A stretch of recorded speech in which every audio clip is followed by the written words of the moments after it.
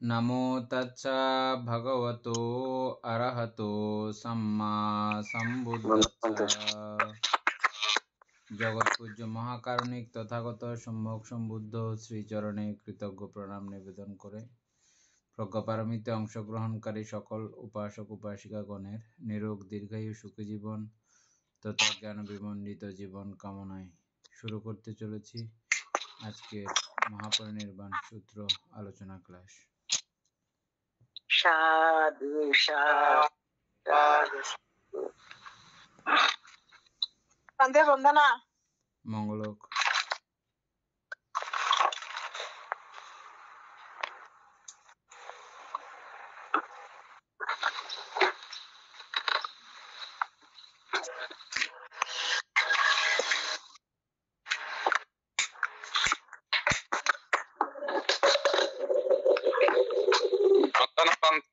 মঙ্গলক।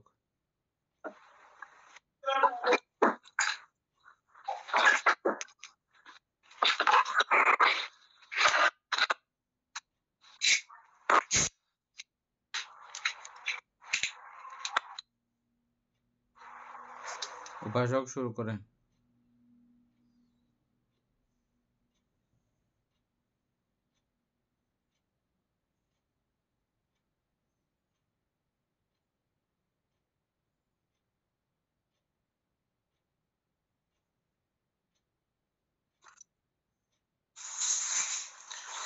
ইতি পাইয়া প্রজ্ঞা এই প্রকার ও এই পরিমাণ। প্রজ্ঞা বহুবিধ,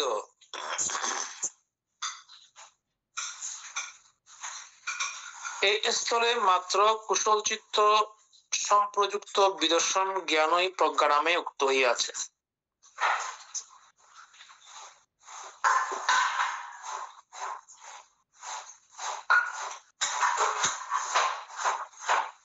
সংজানন সংজ্ঞা, বিজানন বিজ্ঞান, প্রজানন প্রজ্ঞা। আচ্ছা,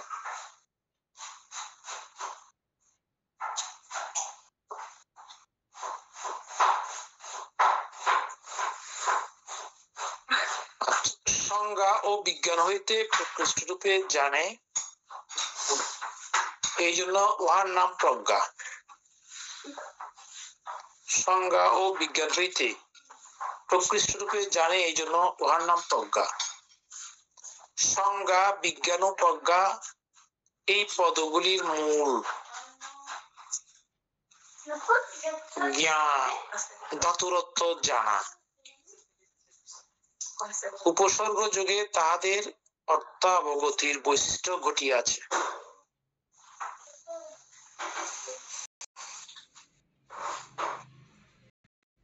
একটি চক্ষু ব্যতীত বিষয়ের রস্য দীর্ঘাদি সে লাল নীল পিতাদি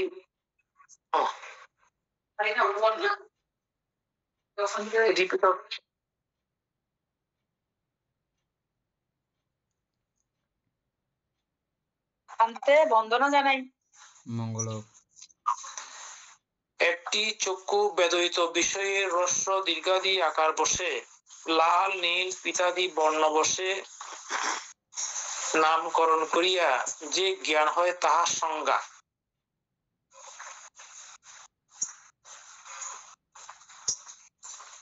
বিজ্ঞান উহাও জানে, ততোধিক অনিত্য দুঃখ অনাত্ম বসে বিষয়টি লক্ষণত্রয়ও জানে, কিন্তু উপরিমার্গ জ্ঞান লাভ করিতে পারে না। প্রজ্ঞা বিষয়টির অনিত্য দুঃখ অনাত্মা লক্ষণ যেমন জানে, উহাকে বাড়াইয়া মার্গ জ্ঞান প্রদানেও সমর্থ। উপমা দিতে হইলে প্রজ্ঞাকে ঠিক জহরি বলিয়াই বলিতে হয়। এক খণ্ড মণিতে শিশু ও গ্রাম্য যুবকের জ্ঞান যেমন অপরিপূর্ণ, এক হইতে অপরের জ্ঞানের ন্যূনাধিক্য থাকিলেও উহাদের কাহারও জ্ঞান মণি বিষয়ে পূর্ণ নহে, কিন্তু জহরির জ্ঞান মণি বিষয়ে সর্বতোপূর্ণ। সে জানে ইহা কোন কোন ধাতু হইতে সম্ভূত, কোথায় ইহার জন্ম, মূল্য কি, কতদিন পূর্ব হইতে ইহার উৎপত্তি আরম্ভ হইয়াছে, এই রূপে সবই জানে। বিবিধ আকারে সংস্কার বা যাবতীয় বস্তুর দর্শন বা বিচার করা অর্থে বিদর্শন। বিবিধ আকারে সংস্কার বা যাবতীয় বস্তুর দর্শন বা বিচার করা অর্থে বিদর্শন। বিদর্শন জ্ঞান যত প্রকার, প্রজ্ঞাও তত প্রকার। বিদর্শন জ্ঞানই প্রজ্ঞা। ইহা 10 প্রকার, যথা সংমর্ষণ জ্ঞান, উদয় বিজয় জ্ঞান, ভঙ্গ জ্ঞান, ভয় জ্ঞান, আদিনব জ্ঞান, নির্ভেদ জ্ঞান, মুমুক্ষা জ্ঞান, প্রতিসংখ্যা জ্ঞান, সংস্কৃপক জ্ঞান, অনুলোম জ্ঞান।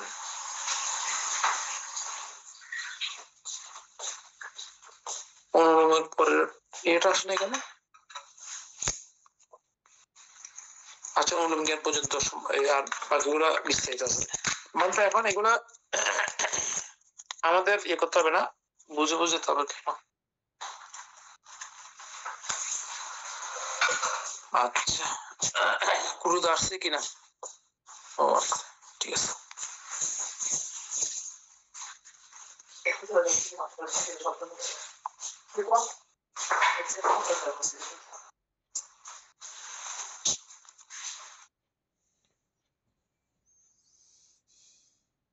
এই আলোচনা করে করে যান একটু একটু।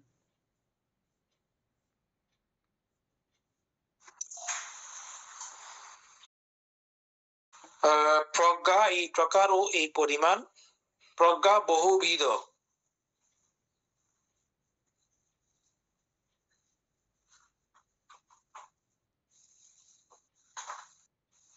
এ স্থলে মাত্র কুশলচিত্ত সম্প্রযুক্ত বিদর্শন জ্ঞানই প্রজ্ঞা নামে উক্ত হইয়াছে। এই পর্যন্ত মনে হয় আমরা সবাই বুঝছি নাকি? প্রজ্ঞা বহুবিধ, যদিও প্রজ্ঞা সম্পর্কে আরো আছে বিস্তারিত। সংজানন সংজ্ঞা, বিজানন বিজ্ঞান, প্রজানন প্রজ্ঞা।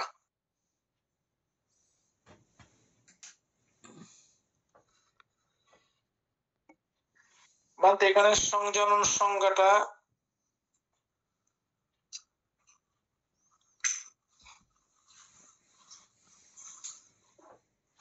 বিজানন বিজ্ঞান, প্রজানন প্রজ্ঞা।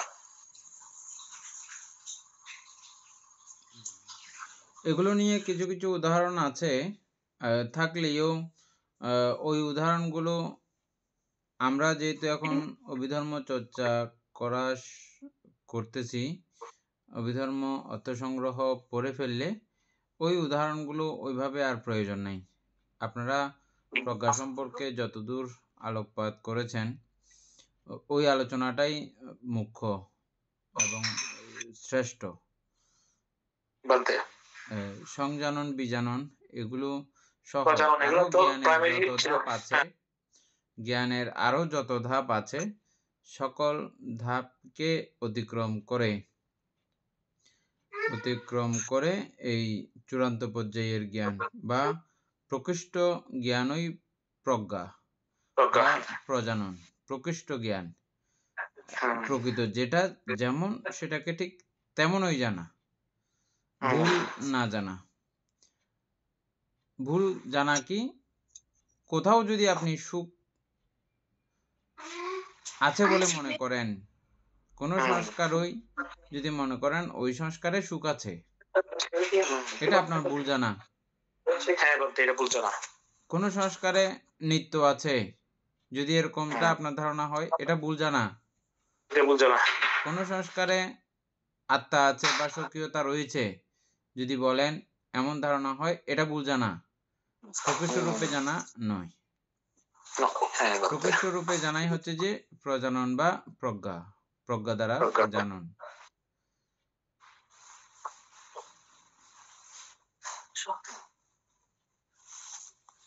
তারপরে আপনি বলে সংজ্ঞা ও বিজ্ঞান হইতে প্রকৃষ্ট রূপে জানে, এই জন্য উহার নাম প্রজ্ঞা। সংজ্ঞা, বিজ্ঞান ও প্রজ্ঞা এই পদগুলির মূল জ্ঞান, ধাতুর অর্থ জানা, উপসর্গ যুগে তাহাদের অর্থ অবগতির বৈশিষ্ট্য ঘটিয়াছে। এটা তো আপনি বলে বলছেন মানতে। আচ্ছা, তাইলে একটা উদাহরণ মানে এটা একটি চক্ষু বেদয়িত বিষয়ে क्या কাটিয়ে না বা ডুকম পড়বো এটুকুন হাড়িটুকুন কুড়ুদা একর ছবি না একটু কিলাম হারিয়েরা গ্রুপ 12 জন মধ্যে একটি চক্ষু বেদয়িত বিষয়ে হ্যাঁ স্বর্ণগা বেগুনপুরের হ্যালো না নেটওয়ার্কের প্রবলেম হ্যাঁ বেগুনপুরের নেটওয়ার্ক সমস্যা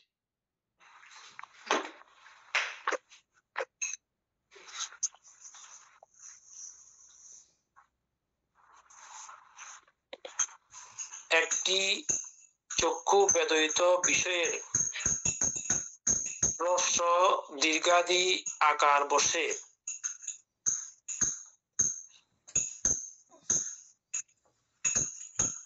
লাল নীল পিতাদি বর্ণ বসে নামকরণ করিয়া যে জ্ঞান হয় তাহার সংজ্ঞা মানে ও চিহ্নিত করে বিধায় এটা সংজ্ঞা এটা লাল এটা নীল এটা পিত এটাই তো বলতে না তখন বলা হচ্ছে বিজ্ঞান উহাও জানে কি জানে ততদিক অনিত্য দুঃখ অনন্ত বসে বিষয়টির লক্ষণ ত্রয়ও জানে কিন্তু উপরিমার্গ জ্ঞান লাভ করাইতে পারে না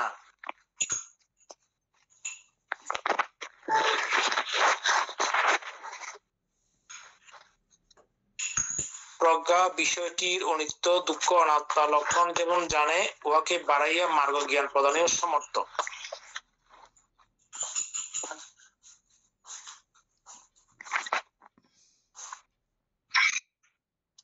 উপমা দিতে হইলে ওটুক তো ঠিক আছে ওইখানে বুঝতে হচ্ছে না এটা আমরা সবাই বুঝছি ভালো করে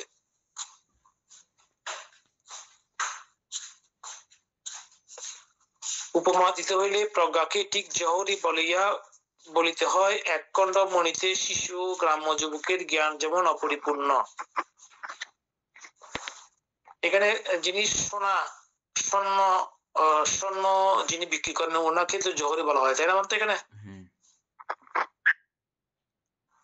বলা চুনি মণি সম্পর্কে ওনার বিস্তারিত জ্ঞান আছে তো আমাদের একজন বাচ্চা এবং যুবকের অবশ্যই জ্ঞান এক নয় তো ওইটাই বলা হচ্ছে জ্ঞানে এক হইতে অপরের জ্ঞানে ন্যূনাধিক্য থাকিলেও উহাদের কাহারও জ্ঞান মনি বিষয়ে পূর্ণ নহে কিন্তু জহরির জ্ঞান মনি বিষয়ে সর্বতপূর্ণ সে জানে ইহা কোন ধাতু হইতে সম্ভূত কোথায় ইহার জন্ম মূল্য কি কতদিন পূর্ব হইতে ইহার উৎপত্তি আরম্ভ হইয়াছে এই রূপে সবই জানে বিবিধ আকারে সংস্কার বা যাবতীয় বস্তুর দর্শন বা বিচার করা অর্থে বিদর্শন জ্ঞান যত প্রকার প্রজ্ঞাও তত প্রকার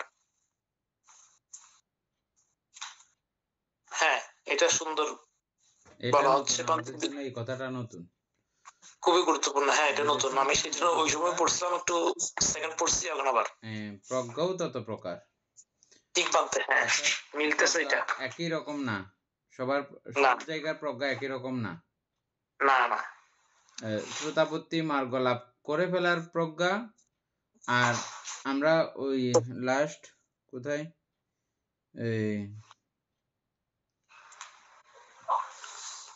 একটা নিকন্তি প্রজ্ঞা একটা আছে না নিকন্তি না ওই নিকন্তি নয় আরেকটা নিকন্তি হ্যাঁ নিকন্তিটাও প্রজ্ঞা কিন্তু প্রজ্ঞা হইলেও ওখানে ওনার ভ্রম আছে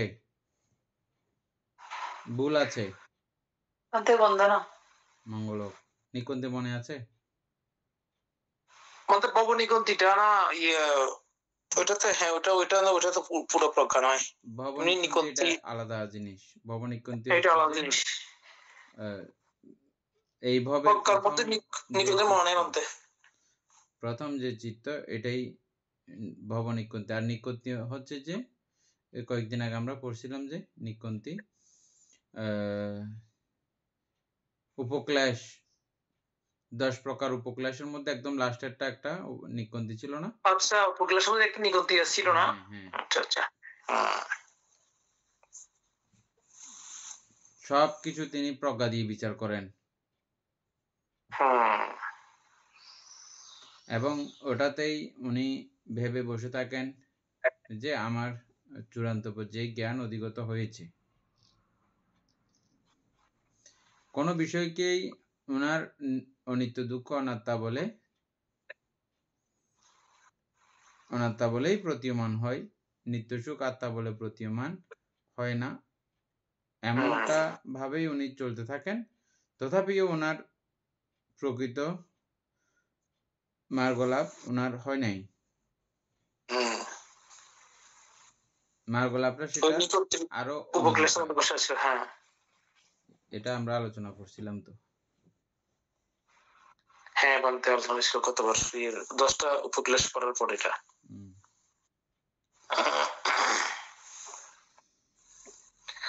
তাহলে বিদর্শন জ্ঞান যত প্রকার, প্রজ্ঞাও তত প্রকার। বিদর্শন জ্ঞানই প্রজ্ঞা। মানতে কথা বললে শুনি, কিন্তু জয়দার গুলো আমি কিচ্ছু শুনতেছি না এবং জয়দার এটা বুঝতেই আছে। 2বার কাটলাম, 2বার অন করলাম, কারণ বুঝতে পারতেছি না। আচ্ছা, আমি কথা বলতে শুনতেছি। আচ্ছা, আমি কেটে ঢুকতেছি আবার, তাহলে আমি কেটে ঢুকতেছি আবার। শুনতেছি না।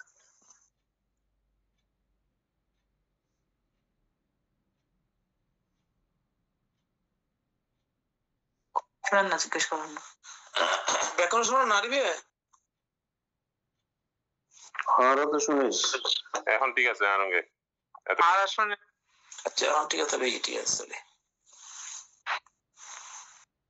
আচ্ছা, ইহা 10 প্রকার, যথা সংমর্ষণ জ্ঞান, উদয় ব্যয় জ্ঞান, ভঙ্গ জ্ঞান, ভয় জ্ঞান, আদির্ময় জ্ঞান, নির্বেদ জ্ঞান, মুমুক্ষা জ্ঞান, প্রতিমসংখ্যা জ্ঞান, সংস্কার জ্ঞান, অনুলোম জ্ঞান।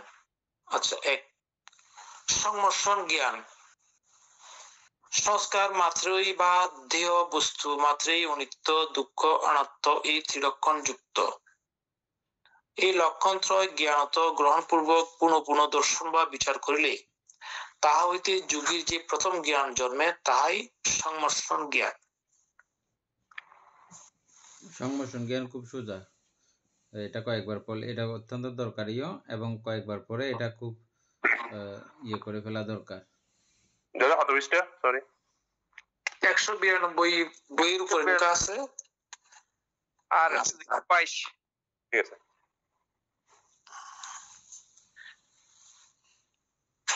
সংস্কার মাত্রই বা দেহ বস্তু মাত্রেই অনিত্য, দুঃখ, অনাত্ম এই ত্রিলক্ষণ যুক্ত।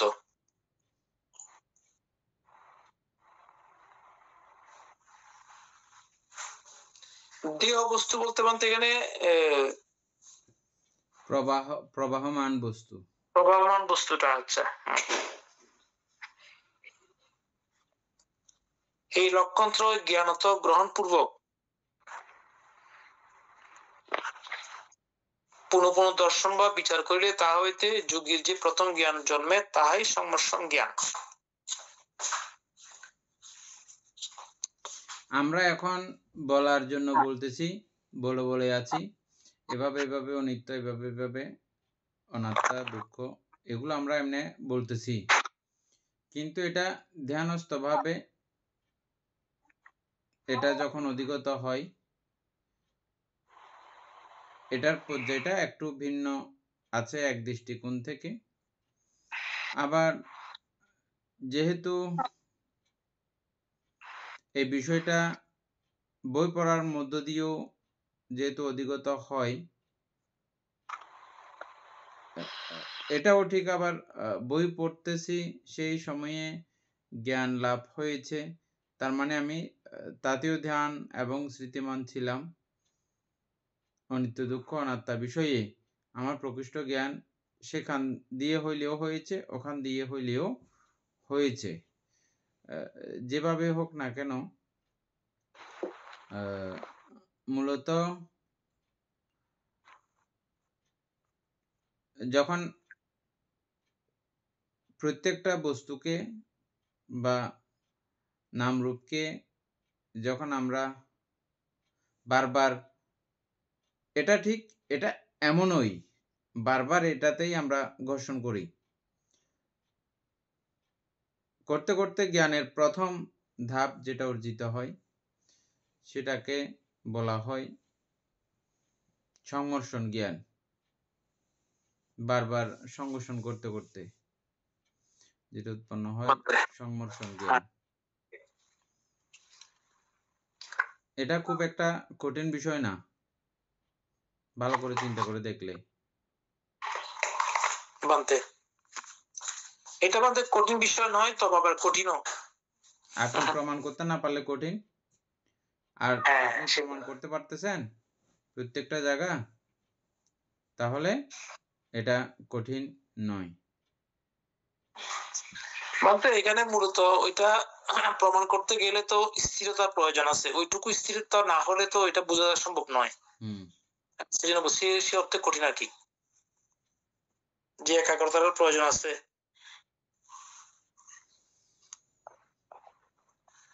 আচ্ছা, 2 নাম্বার উদয় বিজয় জ্ঞান।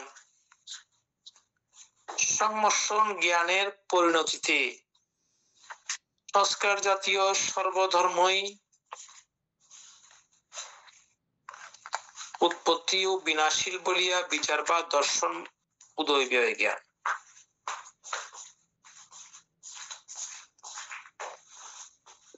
এখানে বানতে আমরা সংমিশ্রণ জ্ঞান জানার পরে জ্ঞান পরে যে সংস্কার উৎপন্ন হয়, এটা মানতে ঠিক করতে পারতেছি না। সংমিশ্রণ জ্ঞান যখন জ্ঞানের পরিণতিতে সংস্কার জাতীয়, সংস্কার তো হওয়ার কথা নয় সংমিশ্রণ জ্ঞান হলে, যেহেতু ওইখানে অনিত্য দুঃখ অনাত্ম লক্ষণ কে বিচার করে দর্শন করে পুনঃ পুনঃ দর্শন করে ওনার সংমিশ্রণ জ্ঞান উৎপন্ন হলো। ওটা হলে সংস্কার জাতীয় কিভাবে জিনিসটা ঠিক ক্লিয়ার হচ্ছে না বলতে আমার। সংস্কার জাতীয় হচ্ছে যে সংযুক্ত ধর্মসমূহ।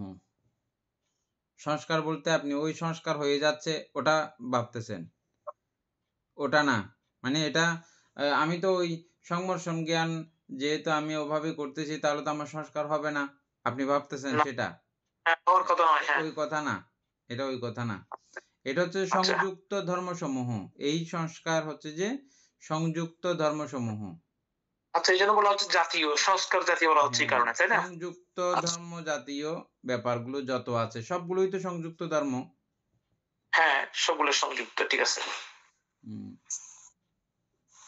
সংস্কার জাতীয় সর্বধর্মই উৎপত্তি ও বিনাশীর বলিয়া বিচার বা দর্শন হচ্ছে উদয় বিজয় জ্ঞান, ঠিক আছে। 3 নাম্বার হচ্ছে ভঙ্গ জ্ঞান। উদয় বিজয় জ্ঞানের পরিণতিতে যে সংস্কার জাতীয়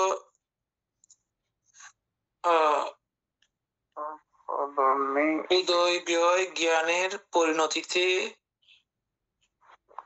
যে সংস্কার জাতীয় সর্বধর্মেরই বিনাশ নিশ্চয়ই এইরূপ দর্শন বা বিচার ভঙ্গ, এইরূপ দর্শন বা বিচার হচ্ছে ভঙ্গ জ্ঞান। আচ্ছা, মানে যিনার উদয় বিজয় জ্ঞান উৎপন্ন হয়েছে, উনি দেখতে পাচ্ছেন যে সবকিছু শুধুমাত্র কি বিনাশ প্রাপ্ত হচ্ছে, সর্বধর্ম উৎপন্ন ধর্ম শুধুই বিনাশ প্রাপ্ত হচ্ছে, ধ্বংস হচ্ছে। ওই রকম দেখা বা বিচার করাকেই ভঙ্গ জ্ঞান বলা হচ্ছে এখানে, তাই নাকি? হ্যাঁ, এটা আমরা আগে খুব সুন্দর করে পাইছিলাম ওই ইয়ার মধ্যে, অর্থ সংগ্রহের মধ্যে খুব সুন্দর করে পাইছিলাম। অর্থাৎ আপনি যখন উদয় বিলয় যখন দেখবেন, যখন অতটুকু জ্ঞান হবে আপনার কাজ হচ্ছে যে সেখানে চর্চা করা, সেখানেই মধ্যে আপনি চলতে থাকা, চলতে চলতে এর পরবর্তীতে ধাপ যেটা উৎপন্ন হয়, যেদিকে যোগীগণের চোখ পড়ে, সেটা হচ্ছে যে উৎপত্তির দিকে তিনি আর দৃষ্টিপাত করেন না, ধ্বংসের দিকে উনি দৃষ্টি দেন। তখন শুধু ধ্বংসটাই দেখে। যে কোনো কিছু বস্তু মাত্রই উৎপন্ন হচ্ছে, ধ্বংস হচ্ছে। প্রথমটাতে উৎপন্ন এবং ধ্বংস দুটাই দেখছিল, হ্যাঁ দ্বিতীয়টাতে শুধু ধ্বংস দেখতেছে। ধ্বংস দেখতে হয়। হুম, এই ধ্বংস না দেখলে কি হবে? এই ধ্বংস না দেখলে সংসার থেকে মুক্তি লাভ করার ইচ্ছাও জন্মে না। আমাদের উপাসিকা একটা কথা বলছিল, এ কথাটা আমার খুব মনে পড়ে মাঝে মধ্যে। আচ্ছা এটা তো কিচ্ছু নাই, ওনার কথা না, এটা অন্যান্য জনে বলে, নির্বাণ তো কোনো কিছু না, এটা বুঝতে চাই লাভ কি, ইয়ে না তো ইয়া করে লাভ কি। যখন তিনি সাধকে যখন এভাবে শুধু ভাঙনটা দেখে, উৎপত্তিটা যখন ওনার চোখে আসে না, শুধু ভাঙনটাই যখন দেখে, তখন সমস্ত এই সংসরণকে, এই আবর্তকে, সংসারকে ওনার শুধু দুঃখ বলেই মনে হয়। উৎপত্তি তো যখন চোখে দেখে উৎপত্তি হচ্ছে তো আবার, তখন একটা অন্য ভাব থাকে। আর যখন শুধু ধ্বংসের দিকে যখন ফোকাস দিই আমরা, আমাদের দেহটা দেখেন, আমাদের দেহের কোষগুলো আমরা উৎপন্ন সাইডটা যদি আমরা যদি না দেখি, শুধু ধ্বংসের দিকটা যদি আমরা দেখি, তখন আমাদের দেহের প্রতি আমাদের কিরকম অবস্থা তৈরি হবে? ওবাজি ভাঙার দে। হ্যাঁ বান্তে উদাহরণস্বরূপ আমরা বলছিলাম যে কি, খালের পারে ভাঙা শুরু হয়েছে, কিন্তু আপনি জানেন এটা ভাঙতেছে প্রতি মুহূর্তে। আপনার আর কোথাও যাচ্ছেনও না, উপায়ও নাই, তবে ঘুমাচ্ছেনও রাত্রে, ঘুমাইলেও প্রতি রাতেই কিরকম একটা আতঙ্ক নিয়ে ঘুমাইতে হয়। এই নাকি চলে গেল আমাদের ঘরটা খালের মধ্যে, নদীর যারা মধ্যে। ওইখানে ঘুমায়, হ্যাঁ ঠিক। হ্যাঁ, তো এটা বঙ্গ জ্ঞান এ জাতীয়। সারাক্ষণ শুধু উনি ভাঙনকেই চোখে দেখে, অন্য কিছু ওনার তখন দেখেন না, তিনি উৎপত্তি তিনি দেখেন না। প্রথমটাতে উৎপত্তি এবং বিলয় দুইটা দেখছেন, দ্বিতীয়টাতে শুধু বঙ্গ। আচ্ছা, বঙ্গ জ্ঞান পরে হচ্ছে ভয় জ্ঞান। হ্যাঁ, ভয় তো শুরু হবে। বঙ্গ জ্ঞানের ফলে ভয় জ্ঞান উৎপন্ন হয়। বিদর্শন ভাবনাকারী যুগী, বিষয়গুলো খুব কাছাকাছি। এটাকে হ্যাঁ আপনি পাকাপোক্ত করলে, এটাকে শক্তিশালী করলে, ওটা সঙ্গে সঙ্গেই আছে, বেশি উৎপন্ন হচ্ছে দূরের না। সেজন্যই তো এক্ষণের মধ্যেই তো সবকিছু হয়ে যায়। হ্যাঁ তুই করতেছে, হ্যাঁ খুব তড়িৎ গতিতে।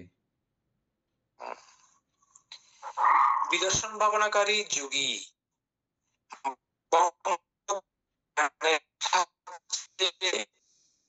রূপ ক্ষণভঙ্গুরতা উপলব্ধি করিয়া, বিদর্শন ভাবনাকারী যুগী বঙ্গ জ্ঞানের সাহায্যে কাম, রূপ ও অরূপ এই ত্রিলোকের ক্ষণভঙ্গুরতা উপলব্ধি করিয়া ত্রিভুবকে চোখে দেখেন।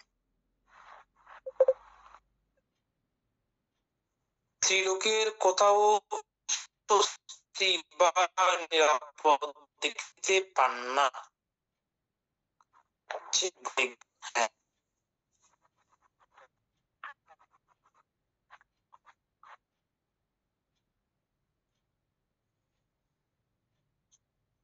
উপাসক কেটে আবার ঢুকেন।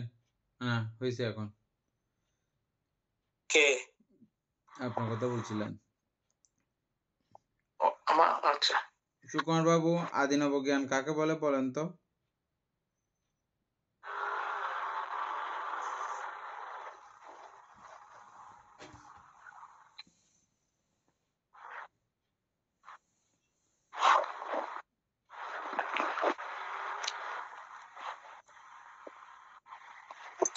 বানতে মাত্র আমি বাসায় ঢুকছি তো। উপাসিকা বলেন তো আদিনব জ্ঞান।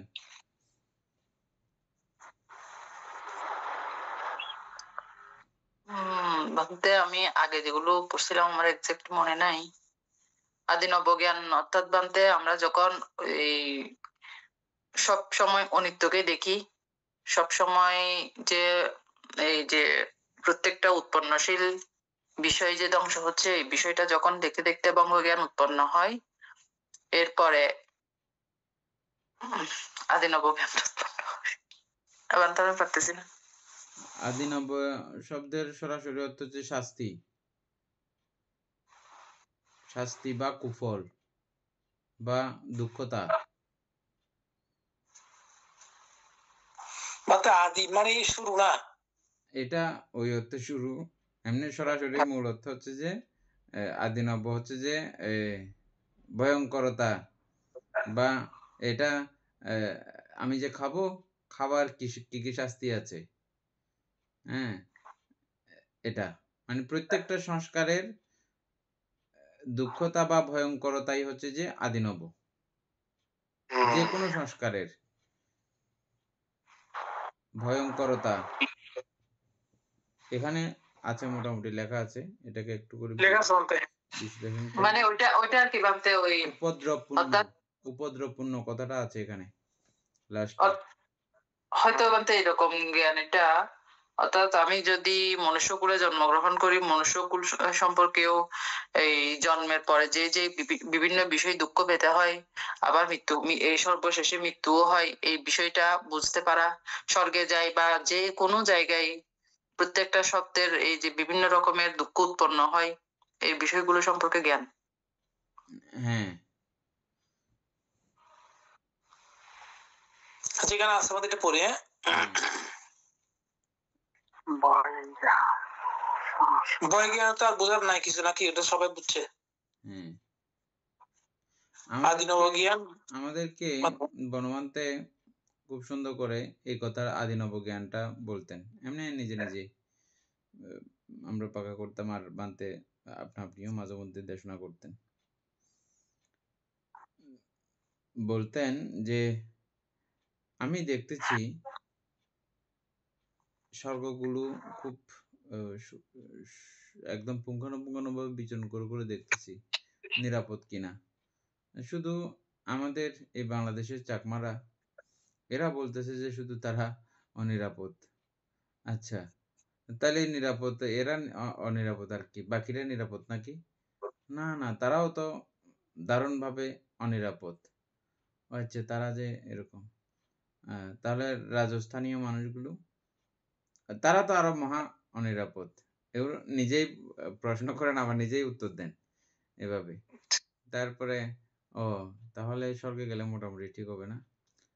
কই কোথায় ঠিক, এরাও মরে যায় না, এখানেও উপদ্রব ঝামেলা, মরতে হয়। ও ব্রহ্মলোক, সেখানেও একই। অল্প ব্রহ্মলোক থেকে শুরু করে যত ঊর্ধ্বতন সত্যগণের আবাসস্থল আছে, সত্যগণ আছে, প্রত্যেকেই এই মৃত্যু নামক উপদ্রবে উপদ্রুত হন। যেখানে উপদ্রব আছে, যেখানে এরকম যন্ত্রণাজনক অবস্থা আছে, এই যন্ত্রণাজনক অবস্থাকেই বলা হয় আদিনব। আদিনব। আমি আর একটা উদাহরণ দিই এরকম, যেমন আমি খুব সুন্দর একটা বাড়ি বানাইলাম, এই বাড়ি বানানোর সঙ্গে সঙ্গে আমার বাড়ির সাথে সাথে আমার কতগুলো আদিনব আমার সঙ্গে সঙ্গে তৈরি হয়ে গেছে। কিরকম? একটু করে ভূমিকম্প দোক না, অবুক বাড়ি ভাঙি পড়িবনি কোনো, ফাইট দিবনি কোনো, হ্যাঁ, তারপরে এটাকে যত্ন মেরামত থেকে শুরু করে যাবতীয় অনেকগুলো, এই সুখের পিছনে এরকম একটা যে দুঃখ সঙ্গে লেগে থাকে, এটাকে বলা হয় আদিনব। হ্যাঁ, মানে ভয়টা কাজ করে আর কি। ভয়ের চরমে, মানে ভয় জ্ঞান হচ্ছে যে এর একটু আগেরটা, আর আদিনব জ্ঞান হচ্ছে যে যে কোনো সংস্কার, এটা ব্রহ্ম সংস্কার হইলেও এটা আদিনবপূর্ণ। এই জ্ঞান এই জায়গায় গিয়ে ওনার উৎপন্ন হয়। এই জায়গাগুলোও আমাদের বারবার করা দরকার, ক্লাস চলার ফাঁকে ফাঁকে এই বিষয়টা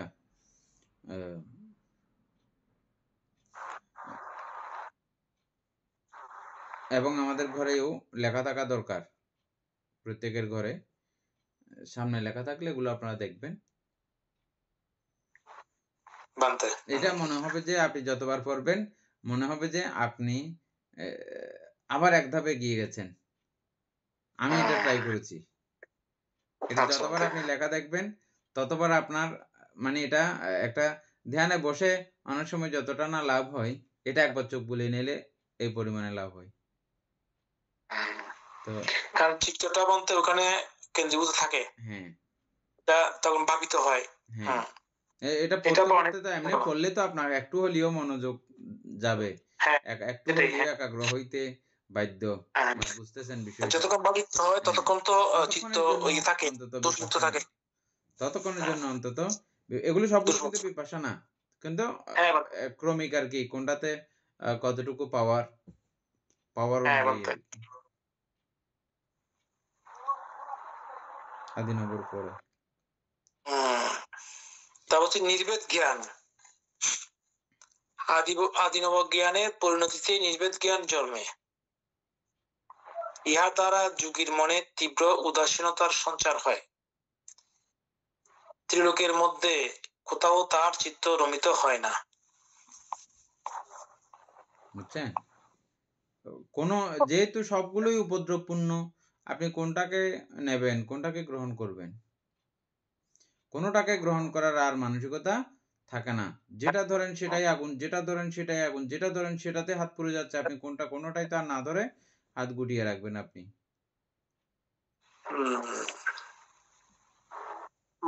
জীব হইম বনমান্তে এড়ো শান্তি নেই, এড়ো শান্তি নেই, হ্যাঁ। একই হতার। তো কোথাও যাই তো শান্তি না। আমি কোথাও যাবো কেন আর? কোথাও আর যাব না।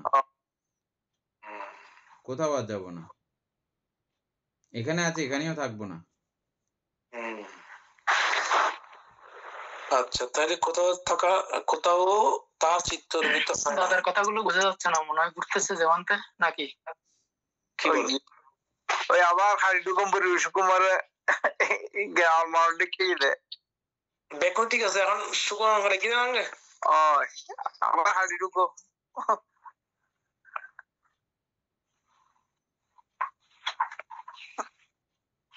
কত নম্বর পড়তেছি বানতে এখন? কত পৃষ্ঠা? এই 122। Ese que grupo de el micono no deben estar. এখন ঠিক আছে না?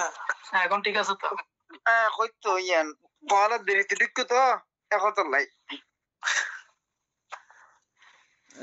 উপাসক সুপ্রিয় বাবু, আপনি একটু করে এইগুলোকে কম্পিউটার থেকে সুন্দর করে আবার যদি ইয়ে করে দেন, পিডিএফ আকারে দিলে সবাই যাদের ইয়ে আছে বাইর করতে পারবে তারা। পেজের মধ্যে। আচ্ছা ঠিক আছে বানতে। পেজের মধ্যে। মানে এটা ওই ইয়ার একটা বলছিলেন তো, ওখানে মনে হয় বিস্তারিত লেখা আছে আর নাকি? হ্যাঁ, ওখানে বিস্তারিত আছে। ওখানে হ্যাঁ, ওই বইটা ওখান থেকে আমরা পড়ছিলাম এবং ইয়ার মধ্যেও ছিল, অর্থসংগ্রহের মধ্যেও ছিল। তবে যেহেতু আমরা আলোচনা করে ফেলছি, এই ছোট আলোচনাগুলোকে যদি আপনি একটা ইয়া করে রাখেন, প্রিন্ট করে রাখেন ঘরের মধ্যে, আপনি মাঝে মধ্যে এগুলো দেখবেন। আর আপনাদের সন্তান সন্ততি যারা ঘরের মধ্যে আছে একটু বড় হলেই এগুলো এমনি মুখস্থ করে রাখবেন। একসময় তারা নিজে থেকেই বুঝতে চেষ্টা করবে, বুঝবে। এইটুকুলে কি? হ্যাঁ ঠিক আছে বলতে বুঝবে ওরাও। আচ্ছা, তারপর হচ্ছে মুমুক্ষা জ্ঞান। নির্ভেদ জ্ঞানের পরিণতিতে মুমুক্ষা অর্থাৎ মুক্তিকাম্যতা জ্ঞান উৎপন্ন হয়। ত্রিলোকের মধ্যে কোথাও তার চিত্ত রমিত হয় না, তাই এখন মুক্তির জন্য ওনার জ্ঞান উৎপন্ন হয়। সেটাই যুগের চিত্ত ভয় সংকুল ও বিপজ্জনক ত্রিভুব হইতে মুক্ত হইবার তীব্র আকাঙ্ক্ষা জন্মে। কারণ আমি এখন যেখানে আছি এটাও তো এরকম, সবগুলো এরকম, সবগুলোর মধ্যে এটাও একটা। এখন যেখানে আছি আমি সেটাও একটা, সেখান থেকেও তো আমার মুক্তি দরকার। ঠিক।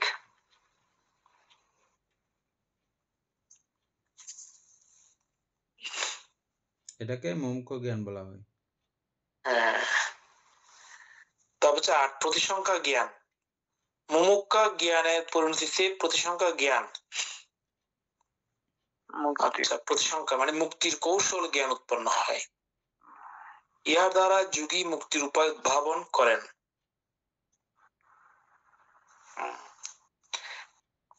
তার তারপর হচ্ছে 9 সংস্কার উপেক্ষা জ্ঞান। প্রতিসংখ্যা জ্ঞানের পরিণতিতে সংস্কার উপেক্ষা জ্ঞান উৎপন্ন হয় তখন যোগী সংস্কার নামীয় সর্বধর্মের সমস্ত ত্রিলোকের প্রতি নিরপেক্ষ ভাব প্রাপ্ত হন। নির্ভেদ জ্ঞান এবং সংস্কার উপেক্ষা জ্ঞান এক দৃষ্টিকোণ থেকে প্রায় একই, বুঝছেন? আর তথাপিও একটু তারতম্য রয়েছে। আসতে পারতে ওই নির্ভেদ জ্ঞানের এটা তারতম্য হচ্ছে এটা সংস্কার প্রতি পূর্বরূপেক্ষা চলে আসে। সকল সংস্কারের প্রতি তিনি উদাসীন হয়ে গেছেন। আর উদাসীনতা এটা উপেক্ষার মধ্যে পড়ে না। উদাসীনতা সেটাও একটা সংস্কারের পর্যায় বা একটা পর্যায়ে আছে। আর এই সংস্কার উপেক্ষা হচ্ছে যে এটা যেমন সংস্কার হবে হোক, উনি আর এটাকে গুরুত্ব দিচ্ছেন না। ভালো হোক মন্দ হোক সব সংস্কারই নিরপেক্ষ ভাব নিয়ে উনি পক্ষপাতিত্ব করেন না। আর সংস্কার উপেক্ষা সবগুলোকে উপেক্ষা করে চলেন। 10 নম্বর হচ্ছে অনুলোম জ্ঞান। সংস্কার উপেক্ষা জ্ঞানের পরিণতিতে অনুলোম জ্ঞান উৎপন্ন হয়। এই জ্ঞান উদয় বিয় জ্ঞান হইতে ক্রমান্বয়ে পূর্বোক্ত 8 প্রকার জ্ঞানের অনুকূল, এমনকি তদুদ্ধ সপ্তত্রিংশ বুদ্ধিপক্ষীয় ধর্ম আয়ত্ত করিবার অনুকূল। আচ্ছা, এই জ্ঞান লৌকিক বিদর্শন জ্ঞানের চরম অবস্থা। এই জ্ঞানের উদয়ে যোগী লোকোত্তর শ্রোতাপত্তি মার্গ জ্ঞানের সমীপে উপস্থিত হন। পূর্বোক্ত দশবিধ লৌকিক বিদর্শন জ্ঞান যেন স্তরে স্তরে সোপানে আরোহণ করিবার ভাবে সজ্জিত এবং এই সোপানের সর্বোচ্চ স্তরের পরেই লোকোত্তর মার্গ জ্ঞান স্তর আরম্ভ। লোকোত্তর মার্গ জ্ঞানের 8টি শ্রেণী যথা শ্রোতাপত্তি মার্গ জ্ঞান ও ফল জ্ঞান, সকৃতাগামী মার্গ জ্ঞান ও ফল জ্ঞান, অনাগামী মার্গ জ্ঞান ও ফল জ্ঞান, অরহত্ত মার্গ জ্ঞান ও ফল জ্ঞান। লোকোত্তর এই জ্ঞান মার্গ নির্বাণের অবস্থা পর্যন্ত বিস্তৃত। নির্বাণই ইহার শেষ গন্তব্য স্থান। এই মার্গের চরম সীমায় উপনীত হইলে জীবের জন্ম মৃত্যুর শেষ কারণ সমূহ সমূলে বিনষ্ট হয়। যেখানে জন্ম জরা ব্যাধি মরণ ও প্রিয় সংযোগ প্রিয় বিয়োগ, স্ফীত অপ্রাপ্তি ও অনিশ্চিত প্রাপ্তি জনিত কোন দুঃখ নাই, যেখানে আছে কেবল চিরশান্তি চিরসুখ, সেই পরিনির্বাণ লাভ হয়। তদ্ধিতু সূত্রে উক্ত হইয়াছে সাম্মা দেবা আশা বেহি বিমুচ্ছতি।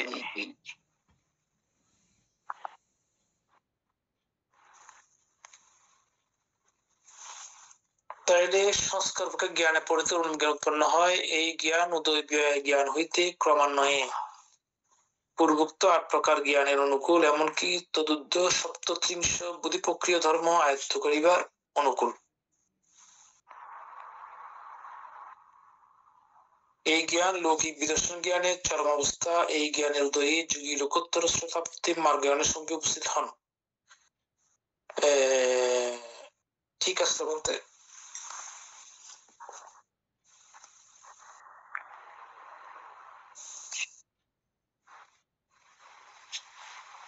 এগুলোর আর বিস্তারিত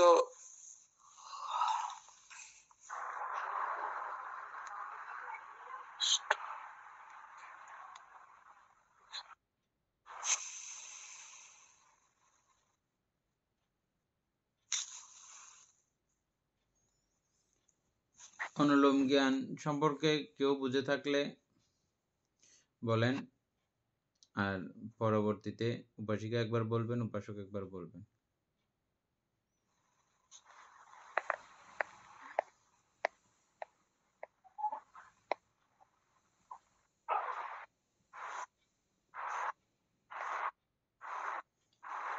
রানুবাবু বলেন।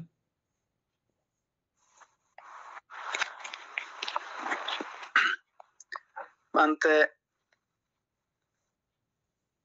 এই যে 8 প্রকার সবগুলোর ইয়া করার পরেই তো এগুলি জন্ম, জরা, ব্যাধি, মরণ, অপ্রিয় সংযোগ, প্রিয় বিয়োগ, ইচ্ছে, অপ্রিয়তি ও সবগুলো মিলিয়েই তো এটাকে বলা হয় আমানতে। আরো বলেন, রিঙ্কু বড়ুয়া বলেন।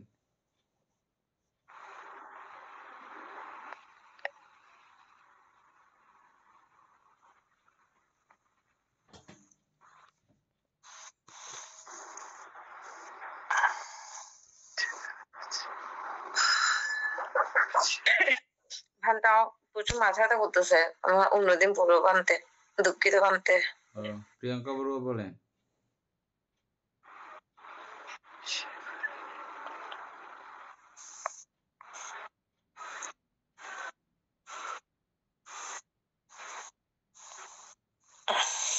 বন্ধনা মঙ্গল।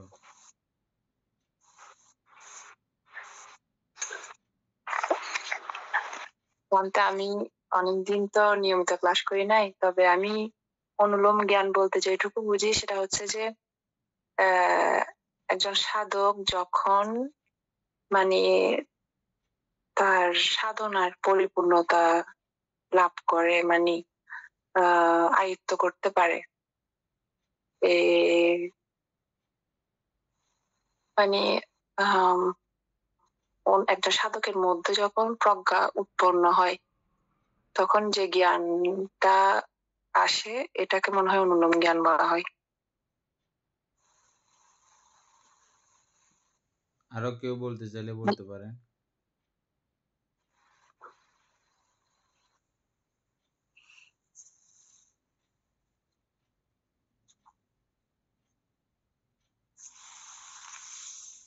সুগন বাবু বলবেন না?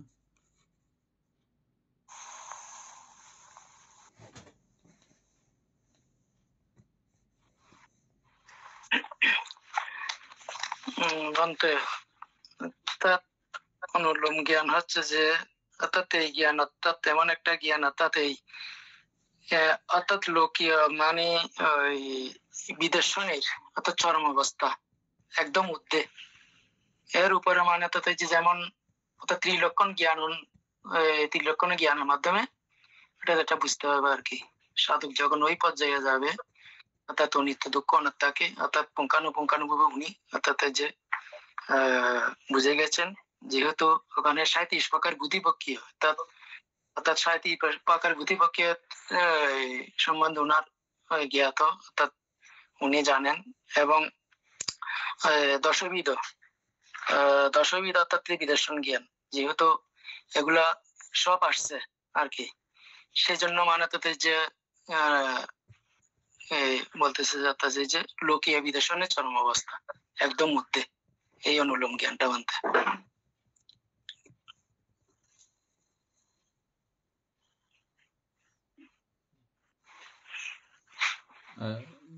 গুরুবাবু বলবেন?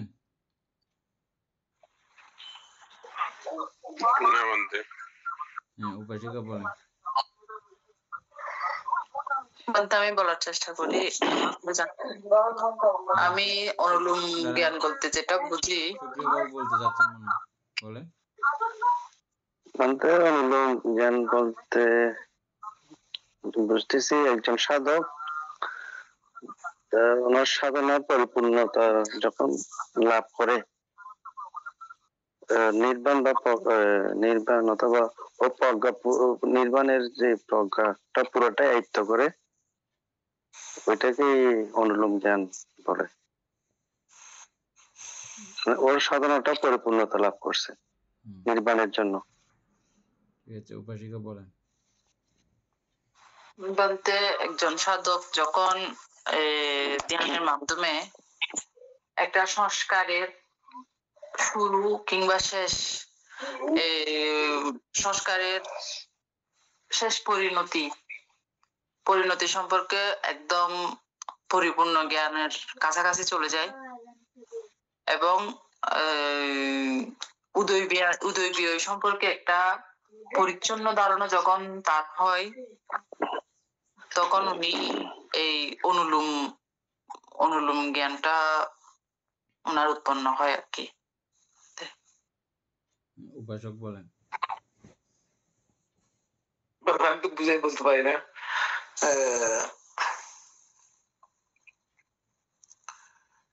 সংস্কার উপেক্ষা জ্ঞানটা বলতে আমরা যে বিদর্শন জ্ঞান 8 প্রকার, যেটা 10 প্রকার, যেটা বিদর্শন জানলাম, এটা ক্রমিক ভাবে এখানে বলা হচ্ছে আপনার উদয় জ্ঞান হইতে এটা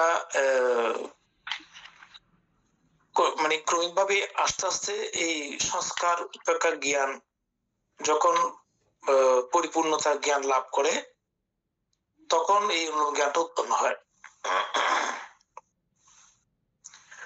বলা হচ্ছে এই জ্ঞান যখন উৎপন্ন হয় তখন 37 প্রকার বুদ্ধিপক্ষীয় ধর্ম জ্ঞানটা উনি আয়ত্ত করতে পারেন।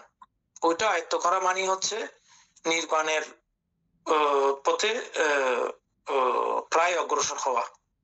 নির্বাণ মানে শ্রোতাপতি মার্গফল লাভ করতে ওনারা মানে বেশি ব্যাগ পেতে হবে না ওই যুগের, কারণ ওই পর্যন্ত আসতে পারাটাই হচ্ছে আপনার যে বিদর্শন জ্ঞানের, এটা লৌকিক জ্ঞানের চরম অবস্থা যেটা বলা হচ্ছে এখানে। এটা করতে পারাটাই হচ্ছে অনুলোম জ্ঞান। মানে যেটুকু বুঝতে পারতেছি না বাকিটা। যাই হোক, সবাই খুব সুন্দর করে বলছেন। তারপরও এটা আমি ইচ্ছা করেই বারবার করতেছি, ইচ্ছা করেই বলাচ্ছি। আমি একবার বলছি, আমরা আগেও আলোচনা করছিলাম এটা। তবে দুঃখের বিষয় যে এটা কোনো ধ্যানের কোর্সের মধ্যে এইভাবে আলোচনাগুলো হয় না। সেখানে কিন্তু হওয়ার দরকার এরকম, সেখানে করা দরকার এইভাবে। এখানে কিন্তু এগুলো আসে না। আমি চিন্তা করলাম কেন আসে না, না আসার কি কারণ।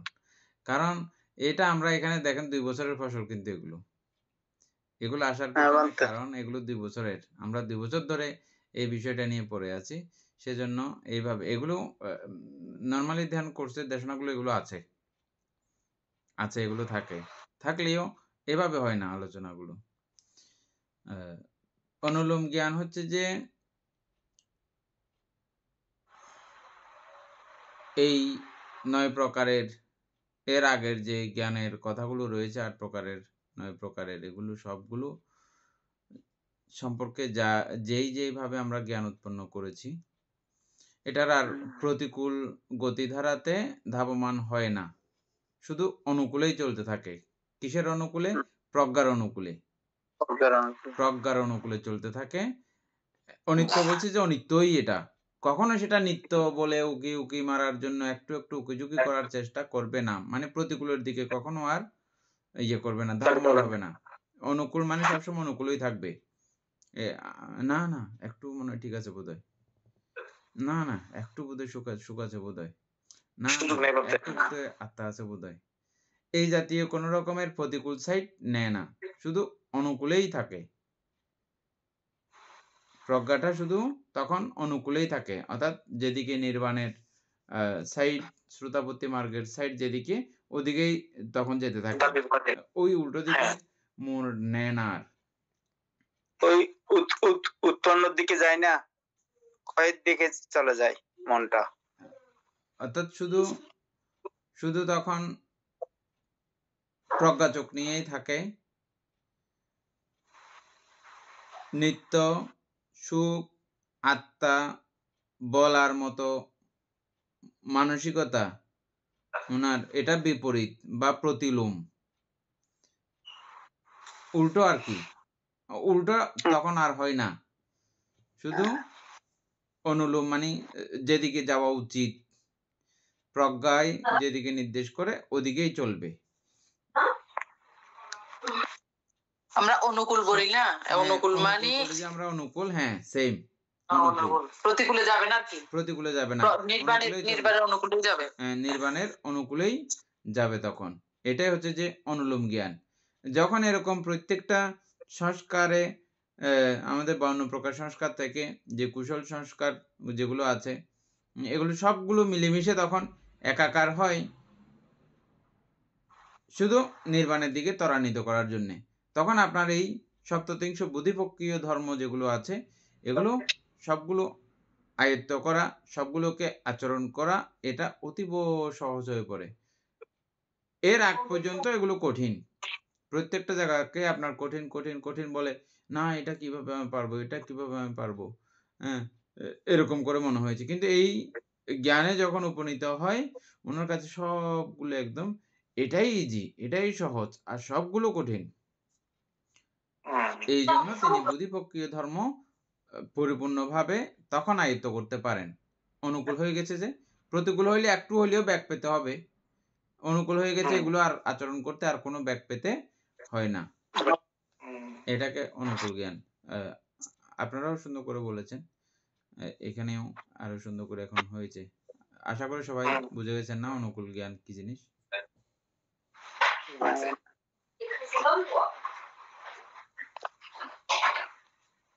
উপাসিকা, আমি যেগুলো বলছি এটাকে একটু আবার রিপিট করেন সুন্দর করে। বান্তে আপনি বলছেন যে একটা কোন সাধক যখন কোন একটা বিষয়ের অনিত্য সম্পর্কে মানে সংস্কারের অনিত্যতা সম্পর্কে একদম ভালোভাবে বুঝে যায় আর কি।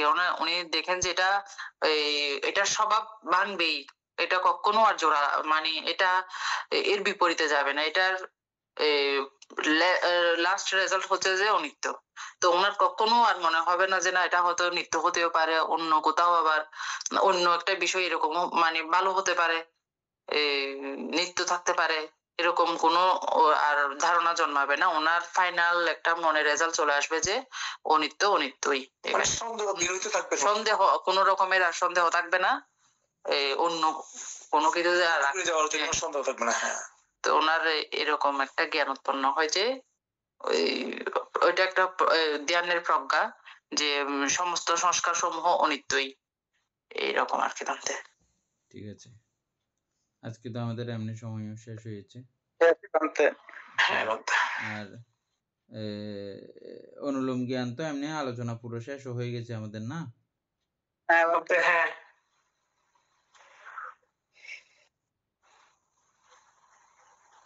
কালকে তাইলে এর পরেরটা, কালকে না সোমবারে হবে যে সোমবারে। কালকে তো ক্লাস বন্ধ থাকবে না খোলা থাকবে?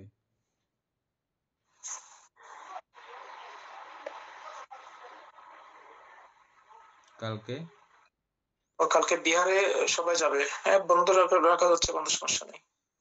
তাহলে কালকে পরশু 2 দিন বন্ধ থাকলো না, রবিবারে তো এমনিতে বন্ধ। ঠিক আছে। সদ্ধর্মপ্রাণ প্রিয় উপাসক উপাসিকা বৃন্দ, এতক্ষণ যাবৎ আমরা মহাপরিনির্বাণ সূত্রের পরিশিষ্ট আলোচনা করছিলাম। এতে আমাদের অপ্রমেয় পুণ্য সম্পাদিত হয়েছে। এই পুণ্যরাশি অনন্ত চক্রবাসী সত্যগণকে দান করছি, গুরুভান্তিদিগকে দান করছি, মাতা পিতাগণকে দান করছি, এবং যারা আমাকে প্রতিনিধিভাবে ধর্মচর্চায় সহযোগিতা করছেন তাদেরকে এই পুণ্যরাশি দান করছি। যারা আমাকে প্রতিনিধিত্বের প্রত্যাদি দান করেন তাদেরকে এই পুণ্যরাশি দান করছি। এই পুণ্যের কাছে আমরা প্রত্যেকে প্রার্থনা করব নির্বাণ লাভ, অবধি অসৎ ব্যক্তি মূর্খ ব্যক্তি পাপমিত্রের সংসর্গ লাভ না করে সদা সর্বদা জ্ঞানদর্শী কল্যাণ মিত্রের সান্নিধ্য সংসর্গ লাভ করতে সক্ষম হই, এইরূপ সাধু কামনা পোষণ করে আজকের মতো ক্লাস এখানে সমাপ্ত করছি।